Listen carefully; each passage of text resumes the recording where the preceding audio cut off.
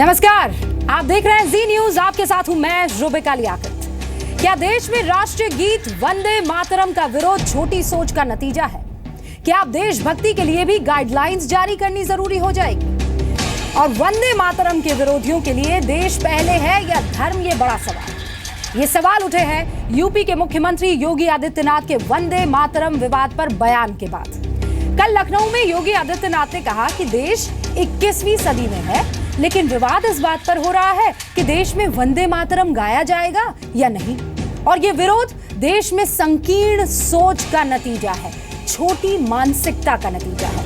दरअसल यूपी में बीजेपी सरकार आने और योगी के मुख्यमंत्री बनने के बाद 3 अलग अलग जगहों पर वंदे मातरम को लेकर बड़ा विवाद हो चुका है। मेरठ, बरेली और इलाहाबाद, यहां नगर निगमों में वंदे मातरम गाने पर बीजेपी के खिलाफ विपक्ष जबरदस्त हंगामा कर चुका है। इसके अलावा उत्तराखंड याद कीजिए, जहां पर शिक्षा मंत्री धन सिंह रावत स्कूलों और विश्वविद्यालयों में राष्ट्रगीत को अनिवार्य बनाने की बात कह चुके हैं। ये कह चुके हैं कि उत्तराखंड में रहना है तो वंदे मातरम कहना है। सवाल ये है साहब कि जिस देश में हम रहते हैं, वंदे मातरम उसका राष्ट्रगीत है, जिसे भारत की अस्मिता का गीत कहा जाता है, जिसे वंदे मातरम ने आजादी की लड़ाई में देश को एक सूत्र में बांधने का काम किया। आज उसके खिलाफ इतना विवाद क्यों? क्या आज इस तर्क को माना जा सकता है कि वंदे मातरम गाने से देश में धार्मिक बंटवारा होता है? आज दाल ठोक के सवाल पूछेंगे कि वाकई देश में वंदे मातरम का विरोध छोटी सोच का नतीजा है। वंदे मातरम के विरोधियों के लिए देश बड़ा है या धर्म? क्या आप देशभक्ति के लिए वाकई गाइडलाइन जरूरी हो गई है? और जब हर धर्म देश प्रेम को सर्वोपरि मानता है, तो वंदे मातरम किसी धर्म के खिलाफ कैसे हो सकता है? इन सारे सवालों के जवाब अगले 1 घंटे में तलाशने की कोशिश होगी।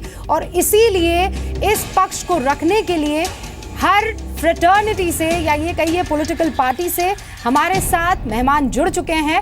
उनका तारुफ आपसे करवाऊं उससे पहले ये रिपोर्ट आपके सामने। मातरम मातरम वंदे मातरम मातरम मातरम वंदे मातरम। भारत माता की जय, भारत माता की जय।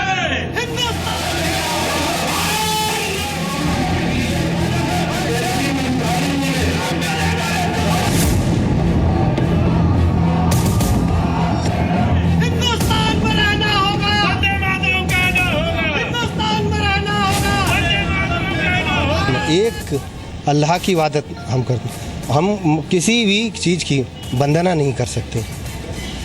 हिंदुस्तान जिंदाबाद कह सकते हैं, भारत जिंदाबाद कह सकते हैं, लेकिन वंदना नहीं कह सकते। नहीं, वंदे मातरम तो हम बीजेपी को कहने ही नहीं देंगे, क्योंकि ये संविधान में ही नहीं है। किसी कीमत पे हम नहीं करने देंगे। हम इस देश को 21वीं सदी में आगे बढ़ाना चाहते हैं, लेकिन विवाद का विषय ये है कि हम राष्ट्रगान और राष्ट्रगीत गाएंगे कि नहीं गाएंगे। ये सचमुच चिंता का विषय है और कहीं न कहीं संकीर्णताओं से उभरने के लिए भी हम सबको एक मार्ग तलाशना होगा। आज़ादी की लड़ाई में भी कभी ये कंट्रोवर्सी नहीं थी। जय हिंद कहिए, वंदे मातरम कहिए, नमस्कार कहिए, ये अभिवादन जो है वो नॉन इश्यूज़ हैं। ये इश्यूज़ इसलिए उठाते हैं कि इसके चलते जो नॉन इश्यूज़ हैं वो उससे रिलीजियस डिवीज़न कहीं हो। एक वंदे मातरम बोलने से, भारत माता की जय बोलने से तो वो बहुत बड़े आप देशभक्त बन जाते हो। ये बिल्कुल झूठी टाइप का मतलब है, इसका कोई मतलब नहीं होता। जो भी इस प्रकार का लोग विरोध करते हैं, एक कानून देश के अंदर भी बनना चाहिए, उन लोगों के खिलाफ भी कार्रवाई हो। अगले सत्र से हम सभी कॉलेजों में वंदे मातरम और राष्ट्रगान कराने की सोच रहे हैं। और मुझे लगता है कि सारे प्राचार्यों ने भी और सारे जितने विश्वविद्यालय उन्होंने भी हाँ कहा कि हमको कोई ऐतराज़ नहीं है। दाल ठोक के आज का पहला सवाल, क्या छोटी सोच है वंदे मातरम का विरोध? दूसरा सवाल, वंदे मातरम के विरोधियों के लिए देश बड़ा या धर्म? तीसरा सवाल, क्या देशभक्ति के लिए भी गाइडलाइन जरूरी है? और ताल ठोक के आज का चौथा सवाल, विपक्ष आजादी के नारों पर खामोश, वंदे मातरम का विरोध?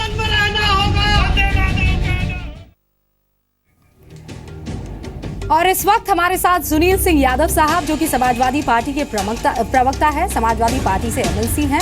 सर, बहुत बहुत स्वागत है आपका। स्टूडियो में हमारे साथ है संबित पात्रा। डॉक्टर पात्रा बीजेपी के राष्ट्रीय प्रवक्ता है, पेशे से सर्जन है, बीजेपी की सेंट्रल कमेटी में ओडिशा का प्रतिनिधित्व करते हैं। सर, आपका भी बहुत बहुत स्वागत है। पवन खेरा साहब, जो कि कांग्रेस पार्टी के प्रवक्ता है, शीला दीक्षित के राजनीतिक सचिव रह चुके हैं। सर, आपका भी बेहद स्वागत है यहाँ पर। मुफ्ती मंसूर जियाई हाजी अली दरगाह और माहिम दरगाह के सलाहकार हैं। सर, आपका भी बहुत बहुत स्वागत है। डॉक्टर अवनिजेश अवस्थी, जो कि आरएसएस विचारक है, दिल्ली यूनिवर्सिटी में एसोसिएट प्रोफेसर है। सर, आपका भी स्टूडियो में बहुत बहुत स्वागत है। शुरुआत में आप सबको 1.5 मिनट मिलेंगे और उसके बाद ये डिबेट जो है वो आप सबके लिए ओपन हो जाएगी। और सबसे पहले मुफ्ती साहब, मैं शुरुआत आप ही से करूंगी। मेरा तो एक सीधा सा सवाल है सर, इस्लाम भी ये बात नहीं कहता है देश को मोहब्बत करना, देश की मोहब्बत में कुछ कह देना, इसमें धर्म कैसे आड़े आ जाएगा साहब?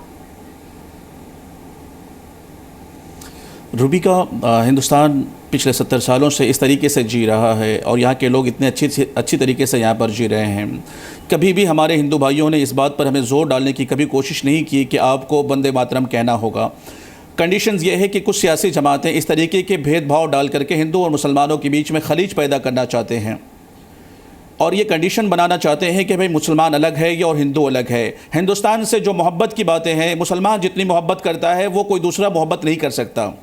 हिंदुस्तान का मुसलमान इसी धरती पर जीता है और इसी धरती पर मरता है और बाद में इसी में दफन हो जाता है। और जो लोग इस तरीके की बातें करते हैं कि वंदे मातरम कहने वाले ही सिर्फ देशभक्त हैं, तो ध्रुव सक्सेना के बारे में क्या कहेंगे, जो बीजेपी के ताल्लुक़ रखने वाले थे और ISIS में चले गए, जो कि वंदे मातरम कहा करते थे। तो ये वंदे मातरम हमारे लिए ये ज़रूरी नहीं है कि हम वंदे मातरम कह करके रहेंगे तभी हिंदुस्तान में जी पाएंगे। जन गण मन वो भी है जो हम जिसे कह करके हिंदुस्तान की शान बढ़ाते हैं और हिंदुस्तान का नारा ये लगाते हैं, जय हिंद, इनकलाब जिंदाबाद, हिंदुस्तान जिंदाबाद। इस तरीके के नारे अगर हम लगाते हैं तो इसमें किसी को क्या तकलीफ हो रही है? हालात को कशीदा किया जा रहा है और इस तरीके से मुसलमानों और हिंदुओं के बीच में खलीज और खाई बनाई जा रही है, जो कि बिल्कुल नहीं होना चाहिए। हम हिंदुस्तानी मुसलमान और हिंदू बहुत ही मोहब्बत के साथ यहाँ जीते हैं और हम दोनों को यहाँ पर सही तरीके से जीने का अधिकार है और कोई भी चीज़ हम पर ज़बरदस्ती थोपी ना जाए, ये ज़्यादा बेहतर होगा हमारे लिए भी और हमारे मुल्क के लिए भी। वंदे मातरम से और आने वाले वक्त में हम सकती है। सर, एक सेकंड, बजर अप हो गया है, आप आगे इस मसले पर बातचीत कर सकते हैं, बहुत टाइम आपको मिलेगा। लेकिन मुफ्ती साहब, वंदे मातरम कहने से कैसे खाई पैदा हो सकती है? मेरे समझ से बाहर ये बात है। लेकिन हाँ, आपने जो एक सवाल उठाया वो वाजिब है। डॉक्टर पात्रा के पास मैं इसी सवाल को लेकर जाती हूँ। अभी 17 फरवरी की बात है सर, एक पिटिशन डाली गई थी कि सेंटर को आप डायरेक्ट कीजिए सुप्रीम कोर्ट में कि एक फ्रेम, नेशनल पॉलिसी को फ्रेम कर दिया जाए वंदे मातरम को लेकर। सुप्रीम कोर्ट ने यह कहा, no concept of national song in constitution. फिर क्यों थोपा जाए साहब?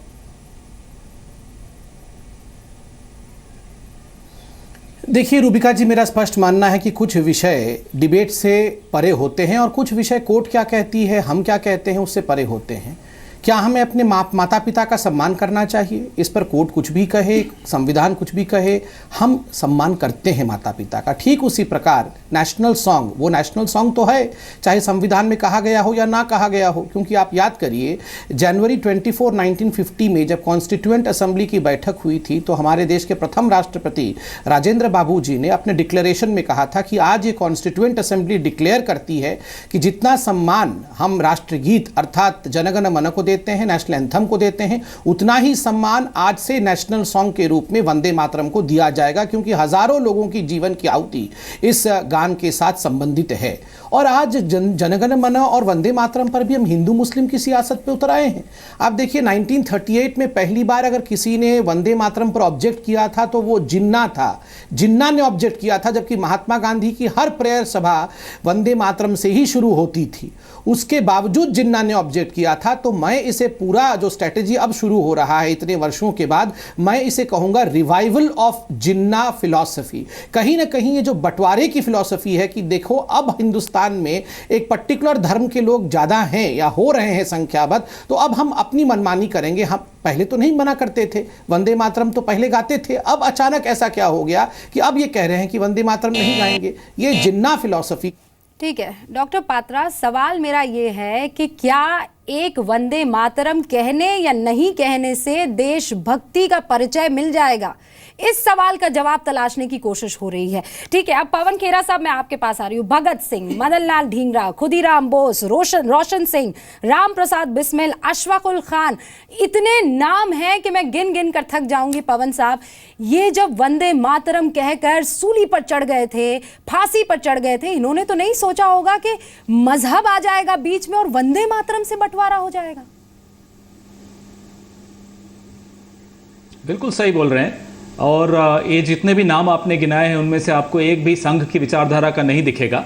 वंदे मातरम के लिए और वंदे मातरम के माध्यम से कांग्रेस के और तमाम अन्य नेताओं ने लड़ाई लड़ी और स्वतंत्रता दिलाई। इनमें से संबित पात्रा जी के जो वैचारिक फोरफादर्स हैं, बुजुर्ग हैं, उनमें से कोई नहीं था। ये बड़ी अफसोस की बात है। लेकिन आज वंदे मातरम को जो उसके विरुद्ध हैं या जो उस पर जबरदस्ती कर रहे हैं, दोनों ही एक गलत तरह के विवाद को जन्म दे रहे हैं। ये देश सदियों से संवाद से चला है, विवाद से नहीं। विवाद से देश टूटते हैं, संवाद से देश बनते हैं। तो कांग्रेस हमेशा, आपको शायद मालूम होगा कि पूरा वंदे मातरम 1937 में ये 5 मेंबर्स की कमेटी बनी, जिसमें नेताजी थे, राजेंद्र बाबू थे, रविन्द्रनाथ टैगोर साहब थे, नेहरू जी थे और मौलाना अबुल कलाम आज़ाद साहब थे। इन सब ने निर्णय लिया कि पहले 2 स्टैंजा जो हैं इसके, उसको राष्ट्रगान के तौर पे अडॉप्ट किया जाए। उसमें किसी को आपत्ति नहीं थी। 2006 में ऑल इंडिया मुस्लिम उलेमा सुन्नी जो बोर्ड है, उन्होंने भी कहा कि इसको गाने में कोई आपत्ति नहीं है। हाँ, 2004 में SGPC शिरोमणि गुरुद्वारा प्रबंधक कमेटी ने इसको सिखिज्म के विरुद्ध बताया और उन्होंने अपने जो फॉलोअर्स हैं सिखिज्म के, उनको बोला कि ये न गाया जाए। तो किसी को जबरदस्ती ना सिखों के साथ हमें करनी चाहिए, ना हमारे साथ किसी और को करनी चाहिए। अगर मैं हिंदुस्तान की जय बोल रहा हूं, जय हिंद बोल रहा हूं, भारत की जय बोल रहा हूं, तो मेरे मन की भावना वही है जो वंदे मातरम कहने वालों की है। संवाद करिए, एक दूसरे को बनाइए। पवन साहब, एक तो आरएसएस इसमें कहां से आ गया मेरे समझ में नहीं आ रहा है। आरएसएस वाले हों या आरएसएस वाले ना हो, अगर वंदे मातरम को अपनाया जा रहा है तो इसमें परेशानी आपको क्यों होनी चाहिए? क्योंकि शुरुआत तो वंदे मातरम साहब आपसे ही हुई थी, फिर किस बात की दिक्कत हो रही है? अब निजेश जी, कि क्या आपको लगता है कि किसी तरह का कोई एजेंडा आ गया है? जो डॉक्टर पात्रा कह रहे हैं कि मुझे लग रहा है एक सोच जो है, वो साहब तो चले गए पाकिस्तान जिनको ऐतराज था, अब कुछ ऐसे आ गए हैं जो कह रहे हैं कि हम रहेंगे तो यहीं, लेकिन प्रेम जो है अंदर ही अंदर वहां पाकिस्तान वाला रहेगा। रूबिका, मुझे लगता है कि मैं बिल्कुल स्पष्ट रूप से कहना चाहता हूं कि देश में किसी भी मतावलंबी को, मुझे नहीं लगता, मुझे कोई ऐसा व्यक्तिगत रूप से नहीं मिला जिसने कहा कि मैं वंदे मातरम नहीं गा सकता, क्योंकि ये देश की भक्ति के गाने में मेरा कोई धर्म आड़े आता, कम से कम मुझे तो नहीं मिला। मुझे व्यक्तिगत रूप से कहीं कोई ऐसा नहीं मिला जिसको वंदे मातरम में कोई आपत्ति नजर आती हो। ये बहुत ही कुछ ऐसे लोग जो सियासत में राजनीति करते हैं, देश की राजनीति, और वे कुछ लोगों के मन में ये भय पैदा करना चाहते हैं, तुम्हें जबरदस्ती कहलवाया जा रहा है, तुम्हें अब ये कहा जाएगा, तुम्हें अब ये कहा जाएगा। और पिछले 50, 60, 70 वर्षों से ये राजनीति लगातार चल रही है जिसमें वो सफल नहीं हुए, इसके बावजूद वही राजनीति करने पर उतारू हैं। मैं पवन खेड़ा साहब को बता दूं कि इतिहास जरा पढ़ लीजिएगा। पवन खेड़ा साहब, अगर आपको मुझे लगता है कि आप शायद सरकारी उसमें भी नौकरी में भी रहे हैं, इतिहास का थोड़ी जानकारी रहनी चाहिए। 1932 में डॉक्टर केशव बलीराम हेडगेवार जी गिरफ्तार हुए थे असहयोग आंदोलन में, सत्याग्रह करते हुए, आप पढ़ लीजिएगा। लेकिन उन्होंने ये नहीं कहा कि कांग्रेस से अलग होकर के मैं अपना सत्याग्रह अलग करूंगा। उन्होंने कहा देश का स्वाधीनता आंदोलन कांग्रेस के नेतृत्व में चल रहा है, इसलिए हमारे तमाम स्वयंसेवक कांग्रेस के नेतृत्व में देश की स्वाधीनता के लिए लड़ाई लड़ेंगे। उनके पत्र प्रतिबंधित किए गए अंग्रेज़ों द्वारा। और ये भी मैं बता दूं कि अंग्रेज़ों, आप पढ़ लीजिएगा नेशनल म्यूजियम में जाकर के, कि सबसे खतरनाक उन्होंने बताया कि इस देश की देशभक्ति में ये जो राष्ट्रीय स्वयंसेवक संघ संगठन बना है, इससे सबसे ज़्यादा हम अंग्रेज़ों को खतरा है। पवन खेड़ा जी, अगर आप चाहें तो इसको पढ़ लीजिएगा। ठीक है, लेकिन अवनीश जी, जितना भी आरएसएस का लिटरेचर है उसमें वंदे मातरम पर से शब्द का तो कहीं कोई जिक्र नहीं आ रहा है। मुझसे बेहतर तो आरएसएस का लिटरेचर आपने पढ़ा होगा। अब मैं इस पर आगे आपसे बात करूंगी क्योंकि मुझे इस बजर राउंड में अब मेरे एक और साथी को लेना है। सुनील सिंह यादव साहब, आपको पता है जब आज़ादी मिली थी हमें तो शुरुआत वंदे मातरम से हुई थी। हर किसी ने मिलजुल कर खूबसूरती से वंदे मातरम गाया था, मतलब रोंगटे खड़े हो जाए अगर वो आप सुन ले तो। और ये साहब मोहम्मद नासिर जो कि बरेली के पार्षद है, समाजवादी पार्टी से आते हैं, इतनी हिम्मत दिखाते हैं, कहते हैं कि हम किसी को बोलने नहीं देंगे, हम किसी को वंदे मातरम गाने नहीं देंगे। साहब इनको पता भी है, आपके पार्टी के इस पार्षद को पता भी है स्ट्रगल के बारे में, फ्रीडम फाइटिंग के बारे में? मैं ये कह सकता हूं कि जब देश आज़ाद हुआ तब भी वंदे मातरम या राष्ट्रीय गान या राष्ट्रीय गीत सुनकर रोए खड़े होते थे, और आज भी ये गीत और जैसे ही बजता है वैसे जिसको भी हिंदुस्तान से प्यार है उसके रोंगटे आज भी खड़े होते हैं। सवाल यहाँ इस बात का नहीं है कि कौन देशभक्त है कौन देशभक्त नहीं है। अभी पात्रा जी ने एक बहुत अच्छी बात कही कि हम अपनी माँ से प्यार करते हैं, तो मैं ये जानना चाहता हूँ, अगर हम अपनी माँ से प्यार करते हैं तो गली मोहल्ले में कोई भी पूछेगा कि आप प्यार करते हैं कि नहीं करते, और करते हैं तो जिंदाबाद करके जरा बताइए अपनी माँ का। मुझे लगता है इस देश में जो पैदा हुआ है, जो भी है, धर्म अलग की बात है, लेकिन ये सच है कि इस देश में धर्म से बड़ा देश है, और धर्म अलग अलग मानने वाले लोग हो सकते हैं, लेकिन हमारा मानना है कि कोई किसी धर्म को मानता हो उसके लिए भारत सबसे बड़ा है, धर्म से बड़ा है, और ये बात सबको समझ लेनी चाहिए। मेरा अपना केवल एक कहना है कि वंदे मातरम पर राजनीति नहीं होनी चाहिए। कौन अपनी माँ को कितना प्यार करता है कितना नहीं करता है, आज कौन लोग सर्टिफिकेट दे रहे हैं कि देशभक्ति कौन है कौन नहीं। अभी अविनेश जी ने एक उदाहरण दिया है 1932 का, इतिहास की बात कर रहे थे। मैं कह सकता हूं कि शायद यही इतिहास में केवल एक घटना है जिस पे आरएसएस आजादी के आंदोलन में भाग ली, इसके अलावा कहीं कोई नहीं है। हम आज के लिए कह सकते हैं कि आज देशभक्ति का प्रमाण जारी करने की जरूरत क्यों पड़ रही? मिनट गवा दिया आपने, लेकिन मुझे आपने मोहम्मद नासिर के बारे में एक शब्द नहीं बोला। आपका बरेली का पार्षद जो कहता है वंदे मातरम किसी को नहीं कहने दूंगा। नहीं, मैं ये कह सकता हूं कि शायद उनको जानकारी नहीं होगी, आप या कह रहे हैं उनका कि आपके रोंगटे खड़े हो जाते हैं वंदे मातरम, पूरे देश के खड़े हो जाते हैं। तो और साहब हमारे रोंगटे खड़े हो गए आपके पार्षद का बयान सुनकर। नहीं, देखिए दो चीजें हैं। इसको कुछ लोग, अभी ये सही डिबेट थी कि कुछ लोग इसको धर्म से जोड़ रहे हैं, लेकिन मैं ये कहूंगा आपके स्टूडियो पे बैठ करके कि धर्म देश से छोटा है, देश बड़ा है, धर्म छोटा है। हमारे सबके लिए देश बड़ा है।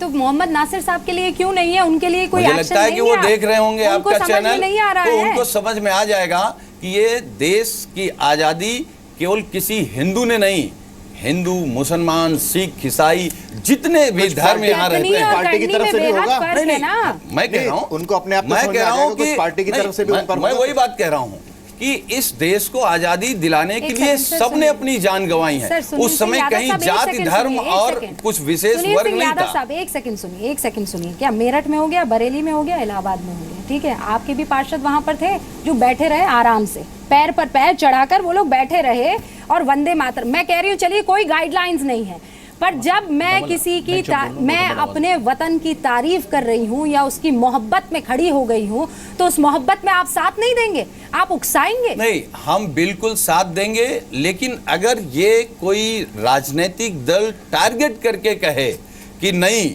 आपको ये करना है, तो हो सकता है किसी को बुरा लग जाए, तो लेकिन मैं ये कह सकता हूँ कि किसी को बुरा नहीं लगना चाहिए, किसी को बुरा नहीं लगना चाहिए। भारत माता की जय, जय हिंद और वंदे मातरम पर कोई विवाद नहीं होना चाहिए। सुनिए, आपकी बातों से ये लग रहा है कि वंदे मातरम से बड़ी राजनीति हो गई। नहीं, अगर कोई राजनीति कर रहा है, अगर वो बरगला रहा है आपको, तो आप वंदे मातरम नहीं कहेंगे, अपनी राजनीति में आप देश को ले आएंगे। देखिए, अगर पवन खेरा साहब, मेरा यही सवाल आपसे भी है। मैं अभी भी आपसे ये कह रहा हूँ कि कुछ लोग जब धर्म को, बिल्कुल सही सवाल है आपका, बिल्कुल सही सवाल है।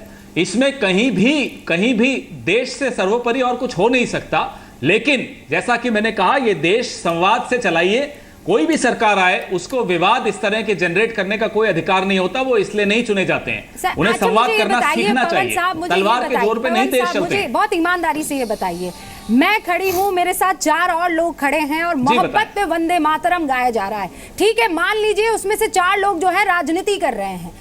वंदे मातरम, क्या पवन साहब मेरे पास आप खड़े तो आप बैठे रहेंगे उकसाने के लिए मुझे कि जाओ मैं नहीं खड़ा होता, जाओ मैं नहीं करता वंदे मातरम? आप ये करेंगे? आप ये प्रश्न गलत व्यक्ति से पूछ रही हैं रूबिका जी, आप ये प्रश्न गलत व्यक्ति से पूछ रही हैं। क्यों सर? वंदे मातरम तो हमारे अपनी विचारधारा से उपजा है।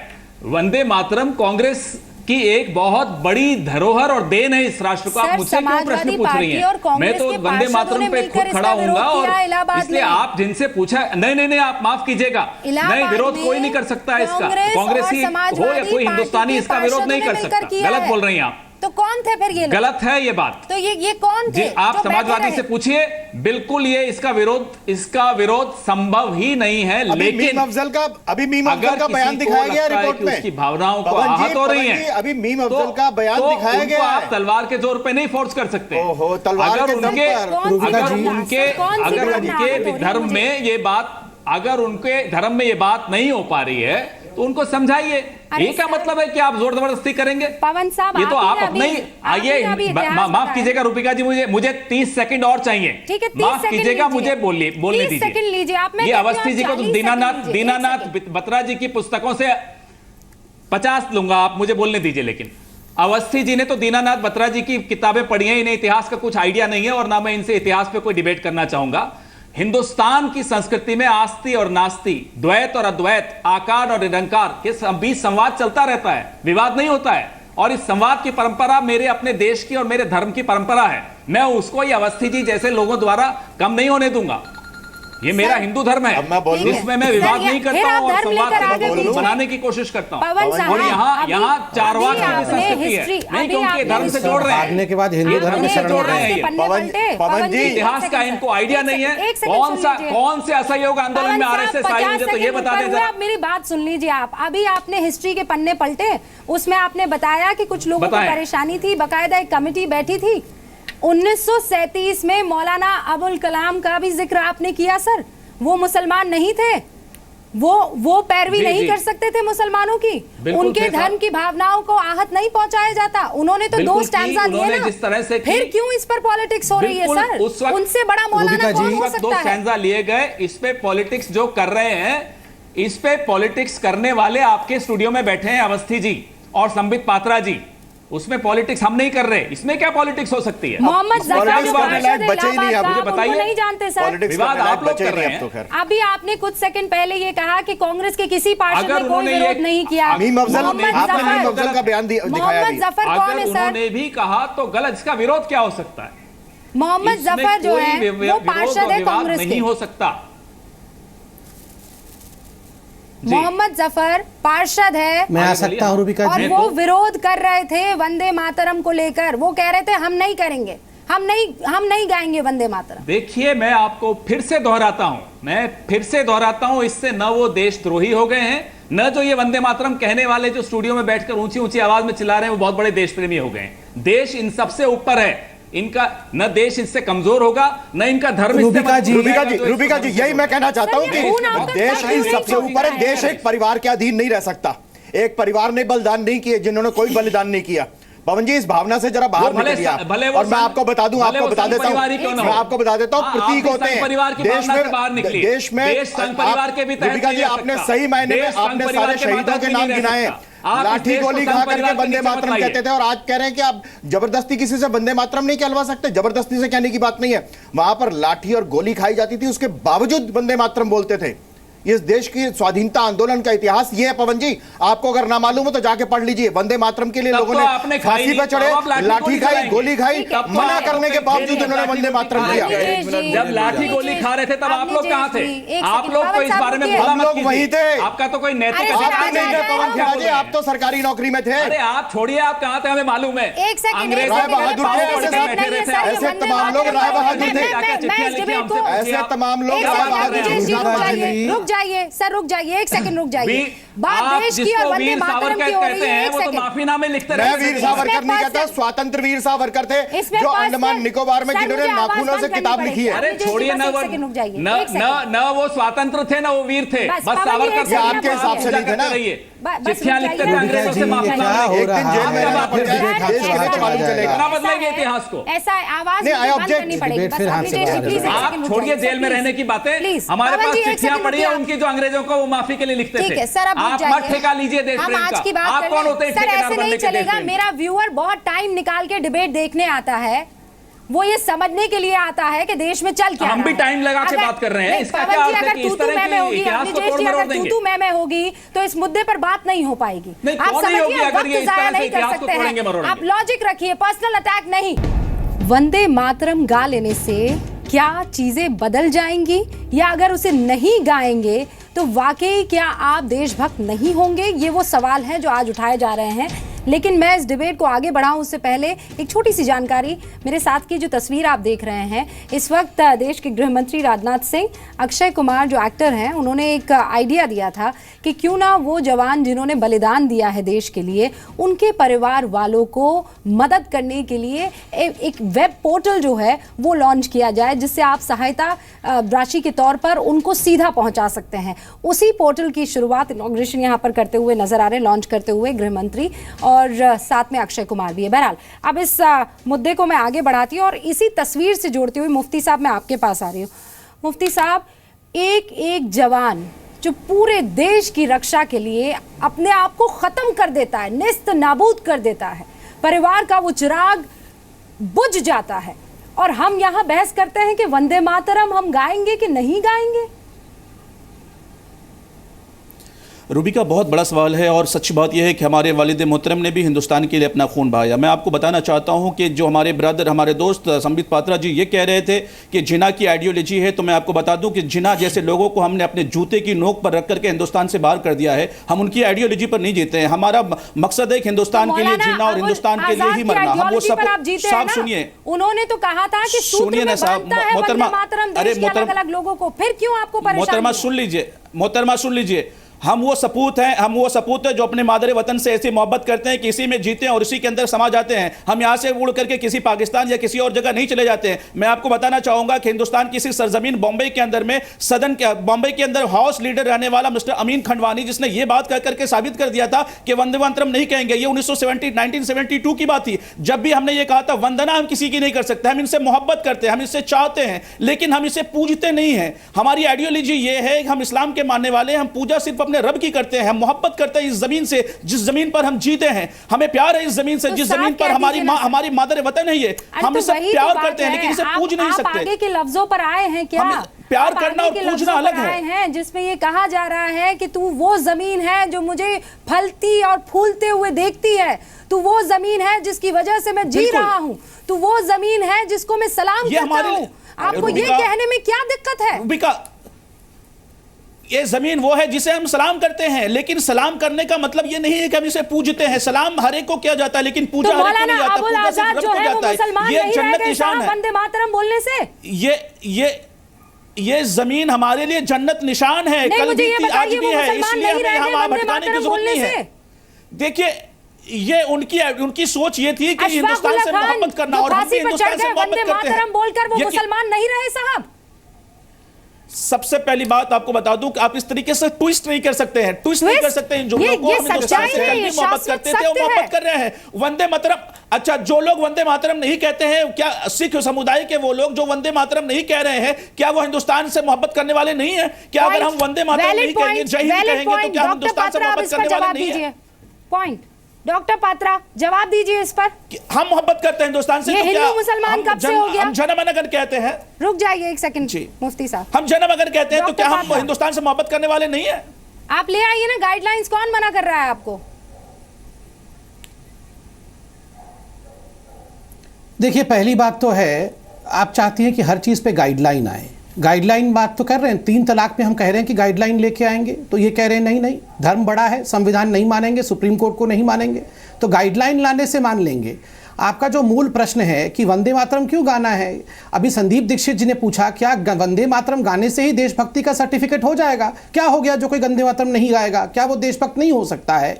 मैं मौलानाओं से, उन मौलानाओं से पूछना चाहता हूं जो कहते हैं कि वंदे मातरम नहीं गाकर भी हम देश को बहुत प्यार करते हैं, तो क्या हो जाएगा? आप अल्लाह को प्यार करते हैं, आपको टोपी और दाढ़ी रखने की क्या आवश्यकता है? आप अगर टोपी नहीं पहनेंगे और दाढ़ी नहीं रखेंगे तो अल्लाह के प्रति आपकी प्यार कम हो, ऐसा तो नहीं प्रूव हो जाएगा।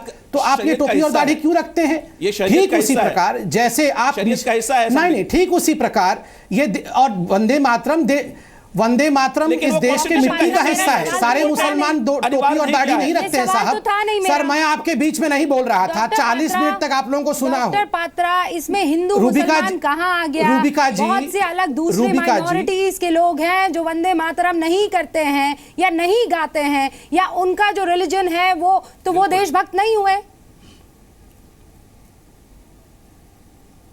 नहीं रूबिका जी, हिंदू मुसलमान हम कहां कर रहे हैं? एसजीपीसी ने आप लोगों के चैनल ने खुद दिखाया उन लोगों को, जिन मुस्लिम लोगों को जिन्होंने कहा कि हम वंदे मातरम गाने भी नहीं देंगे। तो हम कर रहे हैं क्या वंदे मातरम के हिंदू मुसलमान? खुद मौलाना फतवा दे रहे हैं तो वो हिंदू मुसलमान कर रहे हैं। मैंने तो किसी जाति या किसी और धर्म के लोगों को ये खड़े होते हुए देखा नहीं कि हम खड़े नहीं होंगे। और अभी आपने वो तस्वीर दिखाया जिसमें 2 लोग खड़े भी नहीं हो रहे थे। ठीक है, कोई सिख तो आगे नहीं आया है, कोई बुद्ध तो आगे नहीं आया है। मुफ्ती साहब इकलौते आप ही है साहब जो आगे आ गए हैं और बोला है कि हम नहीं गाएंगे वंदे मातरम। उत्तराखंड में रूबिका, उत्तराखंड का एजुकेशन मिनिस्टर कहता है कहना होगा वरना हिंदू या उत्तराखंड से जाना पड़ेगा। योगी जी कहेंगे कि कहना होगा वंदे मातरम वरना हिंदुस्तान यूपी से छोड़कर जाना पड़ेगा। अगर इस तरीके का कोई दबाव बनाने की कोशिश करता है और जो कि सुप्रीम कोर्ट के भी खिलाफ है, हमारे कानून के कॉन्स्टिट्यूशन के भी खिलाफ है, तो ऐसी सूरत में हमारे ऊपर बोझ बनाना, ये अपनी दादागिरी जमाना चाहेंगे बीजेपी के लोग या कुछ और लोग जो ऐसे तत्व के लोग हैं जो वंदे मातरम कहना दादागिरी है। रूबिका जी, और ये इस तरीके की जबरदस्ती कहलवाना, हम अगर नहीं कहते हैं तो क्या हम देशभक्ति हमारे सीने में नहीं है? क्या हम हिंदुस्तान के सपूत नहीं है? क्या हम अपने अंदर में खून बहाने का जज्बा नहीं रखते अपने मुल्क के लिए? हम अपने मुल्क के लिए सर कटाने का भी जज्बा रखते हैं। लेकिन आप कहेंगे तो हमें वंदे मातरम नहीं कहना, हम जनगण कहते हैं, हम जय हिंद कहते हैं, हिंदुस्तान जिंदाबाद कहते हैं। एक सेकंड, हम हिंदुस्तान जिंदाबाद कह रहे हैं तो उसमें आपत्ति आपको क्या है? देखिए संबित एक बात ऐड करना चाहूंगा, सिर्फ एक बात ऐड करना चाहूंगा। सुन लिया मैंने आपका प्रश्न, सुन लिया, मैं इसका उत्तर दे देता हूं, क्योंकि अगर हम दोनों ही बात करते रहेंगे तो बाकी बात नहीं हो। आप ऐड मत करिए, आपने जितना कहा उसका उत्तर देता हूं, उसके बाद फिर से पूछ लीजिएगा, ऐड कर लीजिएगा। आपको याद दिलाऊं, आपने कहा आप जनगण मन कहते हैं, ठीक बात है, मगर आपके कुछ बिरादरान हैं, आपको अगर पता नहीं हो तो मैं भेज दूंगा वो न्यूज़पेपर कटिंग। मुरादाबाद उत्तर प्रदेश में पिछले ही वर्ष इंडिपेंडेंस डे के अवसर पर 2 मदरसाओं ने बिल्कुल कैटेगोरिकली कहा कि हम जनगण मन नहीं गाएंगे, हम सारे जहां से अच्छे गा देंगे। तो क्या हो गया? हम तो देश को प्यार करते हैं, जनगण मन गाएं या सारे जहां से अच्छा गाए, वो तो बराबर है। और एक मौलाना को, तो मौलाना भी नहीं है, वो टीचर है, एक हेडमास्टर है मदरसा का कलकत्ता में, मासूम अख्तर, उनको कितना पीटा गया? किस लिए पीटा गया? क्योंकि वो जनगण मन गाना चाहते थे। और आप यहां बोल रहे हैं अच्छा अभी तो वंदे मातरम को नहीं गा रहे हैं, थोड़े दिन बाद धीरे धीरे जनगण मन पे भी बोलेंगे। यही तो विभाजन होता है। क्या जिन्ना ने एक दिन में डिवीजन कर दिया था? डिवीजन कोई रातों रात नहीं हो गया था, पार्टीशन कोई रातों रात नहीं हो गया था। पहले उन्होंने कहा ये नहीं करेंगे, वो नहीं करेंगे, फिर धीरे धीरे कहा साथ भी नहीं रहेंगे। ऐसा ही तो आप कर रहे हैं। आज वंदे मातरम नहीं गाएंगे, कल जनगण मन नहीं गाएंगे, परसों सुप्रीम कोर्ट को नहीं मारेंगे, और फिर चौथे दिन कहेंगे क्या जरूरत है हिंदुओं के साथ रहने की? हम तो रहेंगे भी नहीं इनके साथ। नेशनल एंथम गाएंगे हम, लेकिन अगर एक मुसलमान हम जनगण मन गाते हैं, आप जो है अगर इसको नेशनल एंथम का दर्जा देना चाह रहे हैं या नेशनल सॉन्ग का दर्जा देना चाह रहे हैं या उस पर कोई गाइडलाइंस ले आए, एक पॉलिसी फ्रेम कर दे, तो किसी को कोई फिर आपत्ति नहीं होगी। फिर जेल में ठूस दीजिएगा उनको जो नहीं करते हैं। बहरहाल मुझे पवन खेरा के पास जाना है। पवन खेरा साहब, मुझे ये बताइए, देश के टुकड़े होंगे, फिर उसके बाद आज़ादी के जो नारे लगते हैं, उसमें तो आप लोगों का खून नहीं खौलता है साहब? नहीं, उसमें तो कहते हैं अभिव्यक्ति की आजादी है। ये आपने देखा हमारा खून खोलता है या नहीं? किस तरह की बातें कर रही हैं आप? जेएनयू में जाके खड़े हुए थे। सॉरी, इस तरह की बहस में नहीं आऊंगा अगर इस तरह के आरोप लगाएंगे। बिल्कुल आपने देखा हमारा खून नहीं खोलता है? क्या बात कर रही हैं आप? फौरन वहां पर पहुंच जाते हैं। Sorry, this is not a good debate. नहीं, छात्रों की आवाज को दबाया जा रहा है। आप गलत कह रही हैं। कन्हैया कुमार की कोई रिकॉर्डिंग नहीं आई है। क्लिप चला देंगे। रूबिका जी, या तो आप मुझे बोलने दीजिए या मैं चुप होकर बैठ जाऊंगा। नहीं, एक सेकंड पवन जी, मेरा सवाल सुन लीजिए। प्रीकंसीव नोशन आप फिर बोलने दीजिए मुझे। आप नहीं, मैं पहले बोलूंगा आपको। आपने पहले ये आरोप कैसे लगा दिया हम पर? क्यों नहीं लगाऊंगी? आप किस पार्टी से बात कर रही हैं? जिसने इस देश को बनाया है। वहां पर स्टूडेंट से मुलाकात करने के लिए पहुंच जाते हैं। वंदे मातरम राहुल गांधी कन्हैया कुमार के लिए गए थे। कन्हैया कुमार का कोई रिकॉर्डिंग ऐसी नहीं आई है जिसमें ऐसी कोई बात नहीं। एक रिकॉर्डिंग आप दिखा दीजिए कन्हैया कुमार की। क्या बात कर रही हैं आप? मैं आपको कुछ बोलना चाह रहा हूं, इसका जवाब देने दीजिए। रूबिका जी, मैं जवाब दूंगा। कौन सा राहुल गांधी ने कहा, कौन सा वहां कन्हैया कुमार बोल रहे थे? पहले मुझे बोलने दीजिए। हाँ, बिल्कुल, पहले मुझे बोलने दीजिए। सर, आपको बुलाया ही बोलने। जो रिकॉर्डिंग हम संबित पात्रा जी की, जो संबित पात्रा जी की पार्टी ने रिकॉर्डिंग बनाई थी, जो क्रिएट की थी, जो कोर्ट ने भी माना कि फैब्रिकेटेड है, उसकी बात मैं नहीं कर रहा। कन्हैया कुमार का जब हादसा हुआ, ना, कोर्ट ने नहीं माना है फैब्रिकेटेड है, आप गलत बता रहे हैं। पुलिस की रिपोर्ट में भी है। CFSL से आ गया कि वो हकीकत था। ओमर खालिद की बात नहीं कर रहा, मैं कन्हैया कुमार की बात कर रहा हूं। बिल्कुल गलत। मैं बोल दूं रूबिका जी, रूबिका जी मैं बोल दूं इसमें आर्मी को बलात्कारी कह रहा था, वो याद है ना आपको कन्हैया कुमार का बयान? रोहित वेमुला के वहां जब गए या कन्हैया कुमार के यहां गए, क्या कौन सा बयान? इंडियन आर्मी बलात्कारी है, ये आप ही का कन्हैया कुमार है जो बड़ा ताल ठोक के कहता फिरता है। देखिए, इसका मतलब नहीं कि उसका हर बयान, अगर उसने 10 बयान गलत दे दिए तो हम उसमें सब में समर्थन कर रहे हैं, ऐसी कोई बात नहीं है। लेकिन अगर जेएनयू पे या किसी भी कैंपस में जैसा रोहित वेमुला के साथ इन लोगों ने किया तो हम उसका विरोध ही बंद कर दें? क्या मतलब है इस बात का? सर जितना समर्थन आप दिखा रहे हैं बहुत बढ़िया बात है सर, अगर कोई मौलाना, हाँ, देश का मुस्तकबिल है, उसको अभिव्यक्ति की आजादी चाहिए। कोई मौलाना सर आप उसको समर्थन दिखाइए। पवन जी एक सेकंड, मुझे तो पूरा बोलने नहीं दे रही है। देश की मोहब्बत के लिए वो समर्थन क्यों नहीं होता सर? ये वंदे मातरम तो आप ही के अधिवेशन में गाया जाता था। अगर अब कौन कह रहा है नहीं होगा समर्थन? हम तो कर रहे हैं समर्थन। क्या बातें कर रहे हैं आप? क्यों आरोप लगाई जा रही हैं हम पर? ओहो सर, आप मेरा सवाल क्या कहलवाना चाहते हैं? जफर सर आपके पार्षद को कॉल कीजिए ना सर। किस तरह की डिबेट है आपकी? आप मोहम्मद जफर आपके पार्षद को फोन कीजिए इलाहाबाद के, और पूछिए कि क्यों इतना उछल कूद कर रहे थे वो? क्यों वंदे मातरम पर उनको गड़बड़ी लग रही थी? बाबू बजरंगी और माया कोडनानी, अब आ गए सर बाबू बजरंगी माया कोडनानी, तो क्या संबित पात्रा हत्यारे हो गए? फिर क्या नहीं, तो क्या संबित पात्रा हत्यारे हो गए? ये क्या लॉजिक है पवन साहब, ये क्या लॉजिक है? नहीं लॉजिक है, क्या बोलते हैं मुझे बताइए क्या लॉजिक? अभी तो आपके राष्ट्रीय प्रवक्ता मीम अफजल और संदीप क्या बोल रहे थे वो चला दीजिए। मैं तो ये कह रही हूँ कि वो समर्थन जो जेएनयू के स्टूडेंट्स के साथ आपका दिखता है, वो समर्थन वंदे मातरम के लिए क्यों नहीं दिखता है? पूरा देश गाली दे रहा है, मोहम्मद जफर को क्यों डिफेंड कर रहे हैं सर? हमारा समर्थन हर कमजोर के साथ के बारे में जरा संबित से पूछ लीजिए, उसके बारे में क्या राय रखते हैं जो वंदे मातरम क्या करता था, जिस पर कोई भी दादागिरी की जा रही है। ठीक है, वंदे मातरम को लेकर इतने सालों में कभी किसी तरह का कोई विवाद नहीं हुआ। मुसलमान बच्चे हो, सिख बच्चे हो, बुद्ध या बुद्धिज्म से जुड़े हुए बच्चे हो, अलग अलग स्कूलों में पढ़ते रहे हैं, वंदे मातरम गाते रहे हैं, उसे फील करते रहे हैं, उसे महसूस करते रहे हैं। ये आज अचानक क्या हो गया कि वंदे मातरम गाने या न गाने से सर्टिफिकेट मिल जाएगा देशभक्ति का, या फिर देशभक्त नहीं है उसका? इसी पर बातचीत हो रही है। डॉक्टर पात्रा मुझे जवाब दे दीजिए आप, ये ऐसा क्यों हो रहा है? उत्तर प्रदेश में चाहे वो मेरठ हो, इलाहाबाद हो, बरेली हो, ये थोपा क्यों जा रहा है साहब? क्यों? बरसों से वंदे मातरम गा रहे हैं हम लोग। थोपा नहीं जा रहा है, नहीं थोपा नहीं जा रहा है। वो आपने दृश्य दिखाया जबकि पूरे काउंसिल में वंदे मातरम हो रहा था और दो मौलवी जो निगम पार्षद है वो वहां बैठे हुए थे, वो खड़े भी नहीं तो खड़े होना है वंदे मातरम पर, ये किसने कहा? हो सकते हैं डॉक्टर पात्रा, मैं बैठकर अपनी माँ की वंदना करना चाहती हूँ, मैं बैठकर उसे गाना चाहती हूँ, क्या दिक्कत है उसमें? ठीक, अच्छा, ये कमाल का फिलॉसफी है कि मैं बैठकर ही माँ की वंदना करूंगी और महिलाओं की सम्मान तो बहुत करूंगा, मगर तलाक तलाक तलाक कहकर तलाक दे दूंगा। नहीं, इधर उधर मत जाइए, मेरे सवाल का जवाब दीजिए। ये फिलॉसफी नहीं, मेरे सवाल का जवाब मैं इधर उधर नहीं जा रहा हूँ और मैं क्लियर कट बता रहा हूँ। नहीं, आप दीजिए बैठकर, ना आप दीजिए बैठकर, आप दीजिए बैठकर वंदे मातरम में बैठे रहिए, हम खड़े होंगे और खड़े होकर देश को सम्मान देंगे। ये गलत चीज है, देश को मत समझाइए। अगर मैं वंदे मातरम आज की बैठकर ही वंदे मातरम सुजलाम सफलाम मलयज शीतलाम बैठकर कहती हूँ डॉक्टर पात्रा, तो मैं गलत कर रही हूँ?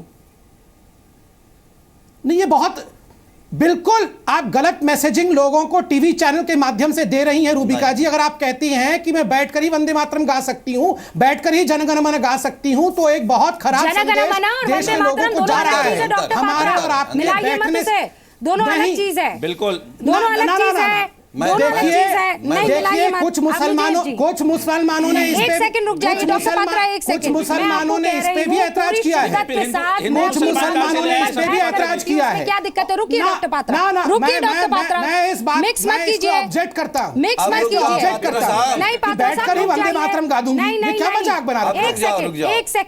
एक सेकंड, उतनी ही शिद्दत से अगर वो चीज मैं कर रही हूँ, कोई गाइडलाइंस नहीं है, कॉन्स्टिट्यूशन में इसका कोई जिक्र नहीं है, तो कैसे आप उस चीज को सही और गलत कह सकते हैं? आप कह दीजिए मौलानाओं को, आप मौलानाओं को कह दीजिए नमाज पढ़ने की क्या जरूरत है, खड़े खड़े ही अल्लाह को याद कर लेना, क्या जरूरत है नमाज पढ़ने की? आपसे पूछ के नहीं करेंगे सुनील जी, अल्लाह कम हो जाएगा क्या? इबादत कम हो जाएगी?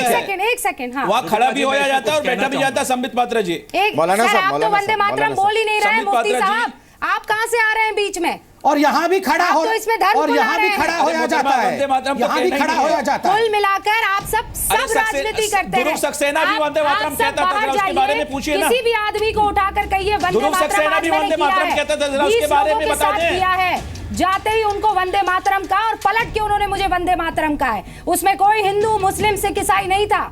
आप यहाँ बैठकर राजनीति कर रहे हैं। मैं रूबिका जी, मुफ्ती साहब आप बैठकर राजनीति कर रहे हैं, बाहर जाइए। आपके बच्चे अगर स्कूल में पढ़ते हैं तो वंदे मातरम कह रहे हैं। के बारे में पूछ लीजिए हमारे संबित पात्रा से। रूबिका जी, मैं बहुत संक्षेप में एक बात करूंगा, मैं संक्षेप में बहुत बात करूंगा कि जो लोग बैठ के और खड़े होने की बात कर रहे हैं, मैं एक यूनिवर्सिटी में पढ़ाता हूं। हम जब कॉलेज में किसी स्टूडेंट को दाखिला देते हैं तो ये नहीं कहते कि जब क्लास टीचर आएगा तो आपको खड़ा होना है, कोई शर्त नहीं होती है।